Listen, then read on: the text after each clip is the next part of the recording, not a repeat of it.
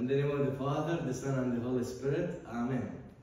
Today, my beloved, will speak about something we experience as Canadians, which is the fall season, which also will not talk about the leaves that leaves us, but Jesus doesn't leave us. So fall for Jesus, because Jesus will not leave you. But also we'll talk about something else famous here in Canada, especially in the lakes and the rivers, which is the salmon season. So today we'll talk about the salmon as a fish, as we maybe sight or we could see many or thousands of fishes of salmon flow from the lakes to the upstream in the rivers. So if we do spot any fishes of salmon, I want you to pause with me today, because that fish has something to teach us today. So I know today's theme is simple, but it's powerful. So I will talk about I am a salmon. Yes, I'm serious. I will talk about I am salmon, as you heard. So by the end of this homily, maybe you will say the same as me. I am a salmon. So the first point I would like to mention, which is the journey begins. So the journey of the salmon begins, which is many of us, we don't know about it, that it borns in a fresh water, in a fresh stream, gentle, quiet, protected. And the mom salmon carried all the eggs and laid them in a spot where it's safe for its fishes, its babies, to hatches the eggs and live there, to survive, to grow for some 2 or 3 years. But after these years, they themselves go back to the lakes where their mothers are, and then they meet them. And there they go to the place where they face many fears, many unknown. In this journey, my beloved, down the stream, from upstream, the salmon discover the world. The same, if you see that it's the same as a Christian. We born in fresh water, a living one, the Holy Spirit. And then after that, we go to the world. We go face struggles unknown. And maybe we face the rocks, the obstacles, the salmon, as escapes the predators and the fishermen. We escape also by the grace of God, the world, the lust, the demons, and all of this. So many don't make it, but those who do, they fulfill the purpose they were created for. So now, pause here for a second with me. Doesn't this really sound like a Christian journey? So remember, we're not called to drift with the world. We're called to swim against the current. We're called to move toward the source, the living water, the one who gives us life.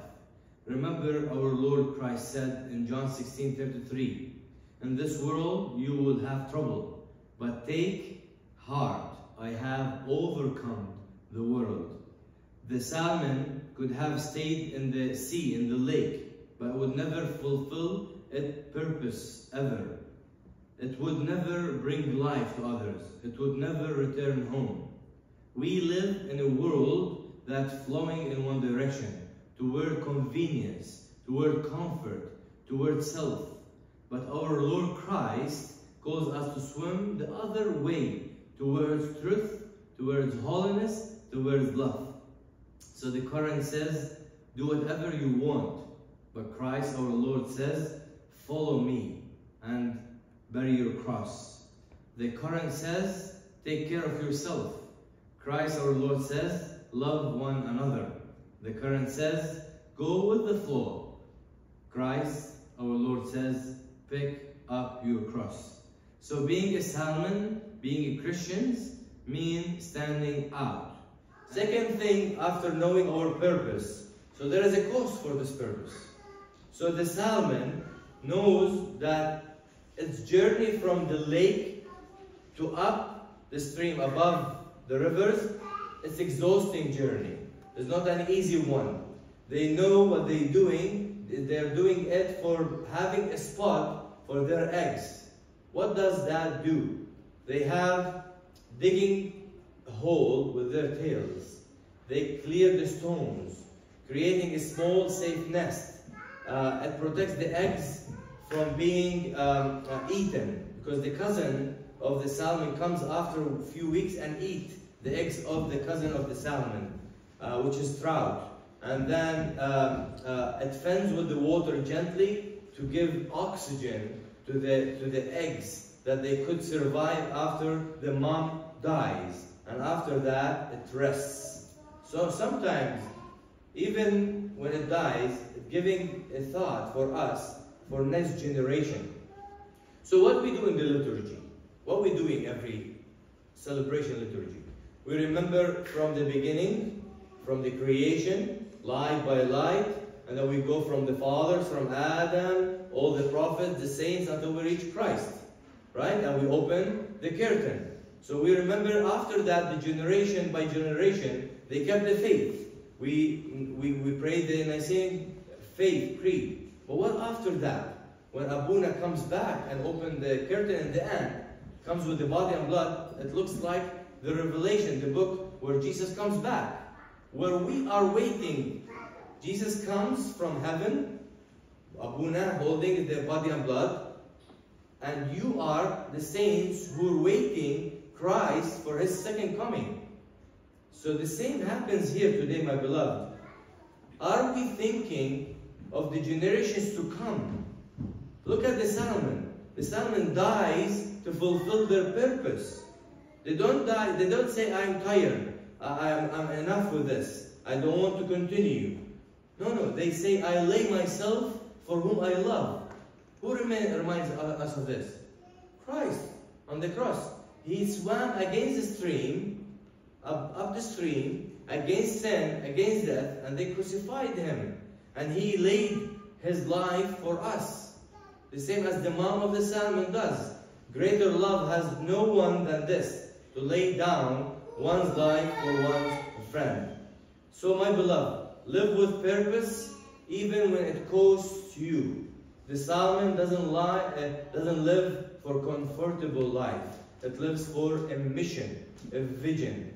They know that next generation depends on us. If we keep the faith, if we continue the track of the saints, the apostles, generation by generation, next generation will come and find faith on this world, that the one after confined until Christ our Lord comes, and we are fulfilling the purpose from generation to generation. For that we call apostolic churches. And this is the salmon what's teaching us today. The third lesson, which I will end with, thinking beyond yourself.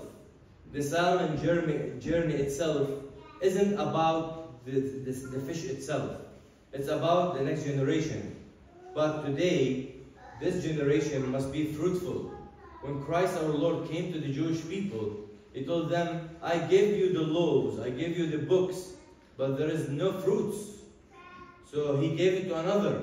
So today he's calling us where? To be fruitful generation. Not just generation who's holding his name. Generation that shine. A generation that fulfill his promises. A generation that doesn't say, I am enough. I think of myself. Today, if you ask yourself and turn the mirror towards us, when we make a decision about where to live, what to do, what to prioritize, do we think like a salmon?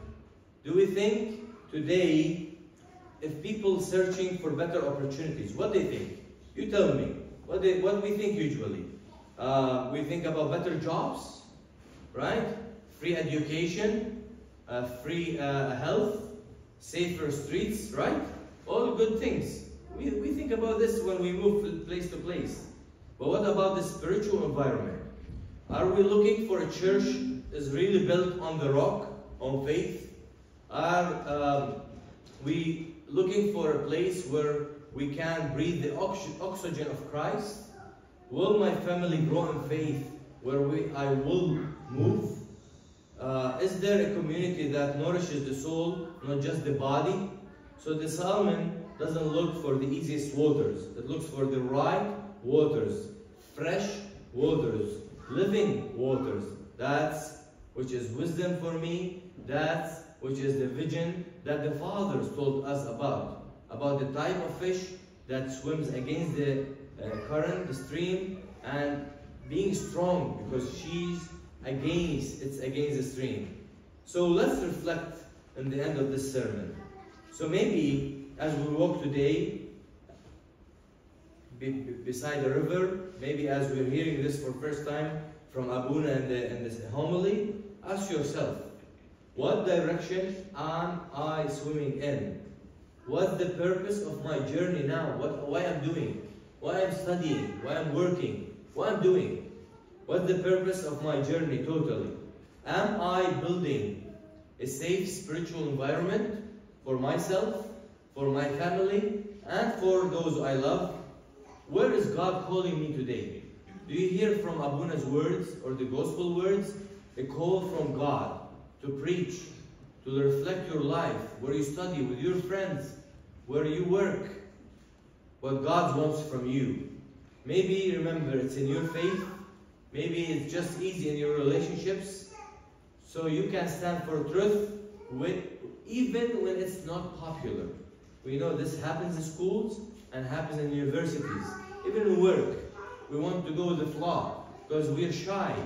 And we do everything that others does. And we forgot our faith because we're shy there. And we do something in front of our parents, and in school we do something else. We sin like God is not there. God is like with our parents, just we're scared from our parents because always there's rules. But when we leave them, what happens? What happens to us? We change like different person. So today, my beloved, whatever you do, it's time to swim against the current, not to go with the flow. It's time to stop being scared, shameful from your faith. Even you think it's not famous. You're not swimming alone. The Lord swims with you. I don't know if you saw some videos in the last couple of weeks, how some of salmon fishes, they arrive to lay their eggs, and they don't have half of their body. So today is a call for us. Don't be scared. Don't be afraid. Continue. Don't be shy. Do whatever you're supposed to do. And when you say the truth, God will be there to strengthen you. You're not swimming alone. The Lord is with you. He gives you the strength to keep going, the courage to fight against the flow, and the promise of life until the end of the journey of each one of us, and the journey of the whole world. May the Lord strengthen you, give you a strong faith that whatever you are, to say the truth without being ashamed, to be strong, shine the light of Christ, that He says in the end, when you are not shy with me, I will glorify you when I come in front of the angels. May the Lord be glorified through you and us, in the name of the Father, and the Son, and the Holy Spirit. Amen.